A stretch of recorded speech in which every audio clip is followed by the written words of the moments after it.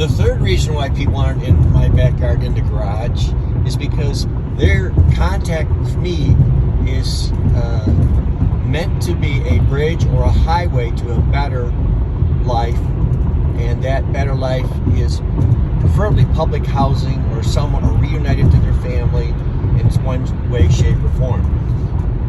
What I hope you're starting to realize is that in the first video, the consequences of Tom getting arrested with a fire, that's not going to get expunged. That's a fresh one. He gets excluded from public housing. Now there's some ways around that, but it's going to take some real legal advocacy, and it's going to be exception to the rule. But when you burn up like that, you burn that motel building down, and you get arrested, you have a public record, and you go to a public housing, at least in Michigan, they do a background check on you. Who in their right mind is going to want you in their facility? So that little episode of Tom having a fire in his room at the hotel and surviving it, he's still excluded. He's got to almost, he's got to hook up with somebody else and kind of run a room from them. So that, there's no expungement of that. He's got a criminal record. And that don't go away right away. And that means he's just put himself into the street longer, not shorter. It hasn't improved. And the whole big concept is just, I'm taking this video on the highway, is you want to be a highway to better.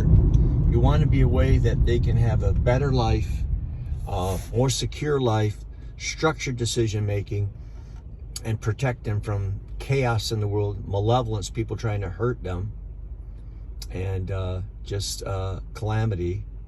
And there are some risks you can diversify and some you can't. So it's just, that's the thought process of the complication. Steve lost his life. Tom lost the ability to get access to housing, public housing or subsidized housing. And if anybody does a background check, and most everybody, even private rentals, they'll do a background check, they're going to say no to the guy. Okay, so sad situation. So it's not just, oops, well, he had a little fire, he'll live through it, oops, everything will be fine. It really can be catastrophic to their fragile lives and their little ecosystem, if you want to call it that, whatever you want to call it. So the guys are, I'm just pulling in here because it's around lunchtime. The guys are supposed to be over there eating, and I'm going to try to pick Dave. I want to meet with Dave. So anyways, that's the third video in a series of why they're not in our backyard. Is one, lost